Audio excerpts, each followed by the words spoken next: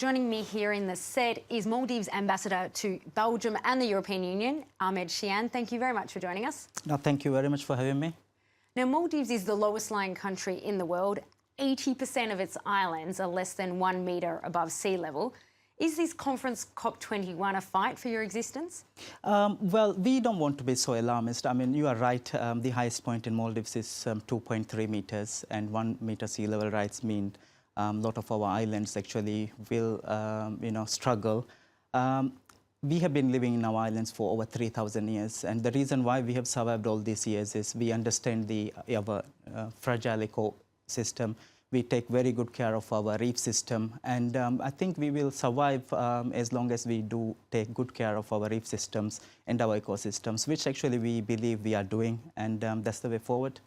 Now, I just want to invite you to listen with me to Foreign Minister, Maldives Foreign Minister Dundass, who was talking and addressing the UN General Assembly in New York. Let's take a listen to a part of her speech.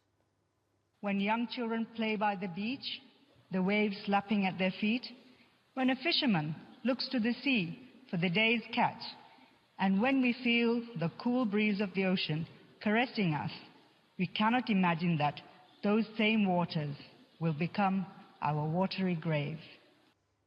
A watery grave for the people, that's powerful language. Is that what's needed around climate talks right now? Well, I think we want to be very strong on our message. Today it might be us, tomorrow it might be you.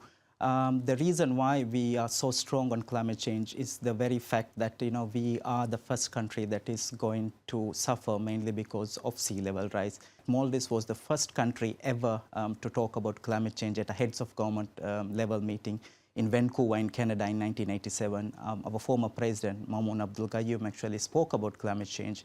At that time, most people were joking and thinking, why is Maldives talking about climate change? At that time, most people were not so concerned or bothered about climate change, but now it's not a joke. We weren't talking about it really at the time. Yes, now it's not a joke.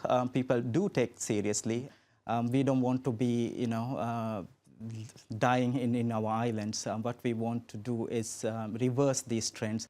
Like you say, Maldives is not alone. I'd like you to watch a report with me in Bangladesh. We've gone to visit some of the people who have already been forced to flee from their homes. Bangladesh is the country deemed the most vulnerable to climate change. Nestled in the heart of the Bangladeshi capital, the Korail neighbourhood. Here in the makeshift slum, the population has multiplied tenfold over the last 3 decades. Among those arriving with little more than clothes on their back, Jafar Sarkar.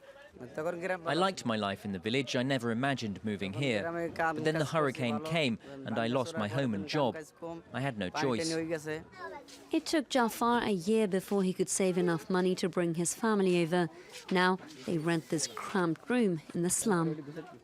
We keep our things in this corner, clothes, my tools, and over there we sleep.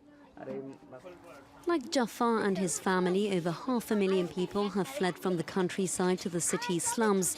They're known as the country's global warming migrants. In the south, we meet those who are wrestling with the immediate impact of climate change.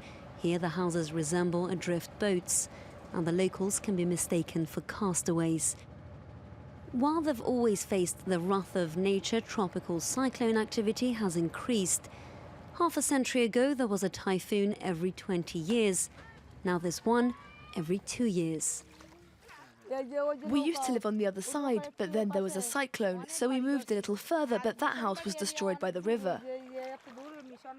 The entire region is at risk from rising sea levels, and by 2050, some 30 million Bangladeshis are expected to become climate migrants.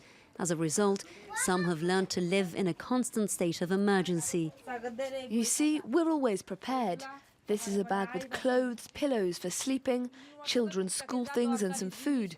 The rest we store at a higher level, and we pray. Bangladesh is flat and often plagued by cyclones and floods.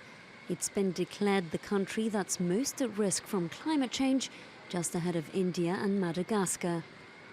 Overall, it's extremely flat, so little rise in the sea level means a lot of penetration into the landmass. As the South Asian nation slowly disappears, it continues to face other challenges. The soil and water in Bangladesh are contaminated by salt. The effects of climate change on the country are seen as injustice by some, as an average Bangladesh citizen emits 100 times less carbon dioxide than inhabitants in developed countries.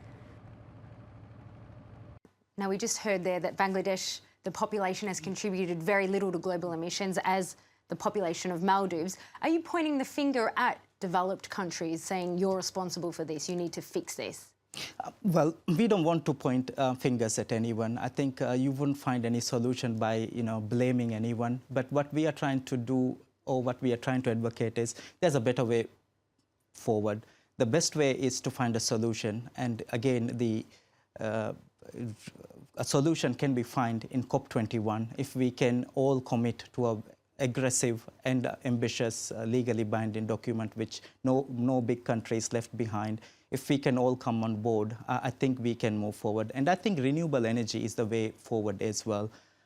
We moved out of Stone Age, not because we ran out of stones, but we found a better way to live. And I think this is time, renewable energy and sustainable development is the way forward. I wanted to touch again on the concept of the environmental migrant, because back in 1951, when the UN signed the Convention on Refugees, there was no talk of climate change at the time. And it means today that people who are displaced because of the environment have no legal protection. For you, is it important that we establish some sort of legal framework to protect people who have to move for these reasons? I think there should be. I think these are the discussions that are taking place at various fronts right now as well. There are responsibilities, though we don't blame anyone, there are responsibilities lying for the developed world as well. There are ways that they can compensate as well. There are ways that they can transfer the technologies which we, developing world really needs. And I think these kind of collaborations are the way to move forward. The migration issue is always going to be a very critical issue. You look at what's happening right now in EU as well, the refugees coming from the Middle East as well. And I'm sure the rest of the world doesn't want, another climate refugees coming in waves as well. So there are ways to stop that, and you shouldn't be, tackling it when the problem is right up to your neck. You need to sort out right now. For us, countries like Maldives, we are, right now facing that climate change issues. Today it might be us, tomorrow it will be you for sure.